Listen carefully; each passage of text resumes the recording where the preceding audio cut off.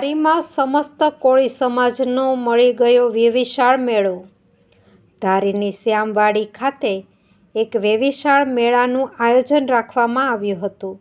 એક ઉમદા હેતુથી સમાજના ખોટા ખર્ચોથી બચવા અને જ્ઞાતિજનો એકબીજાને ઓળખે અને પરિચયમાં આવે તેવા ઉમદા હેતુથી આ આયોજન કરવામાં આવ્યું। આ વેવિશાળ મેળામાં મોટી સંખ્યામાં ભાઈઓ અને બહેનોએ હાજર રહી કાર્યક્રમને સફળ બનાવ્યો હતો। Good 24 news channel reporter Jayesh Jethwa, ધારી।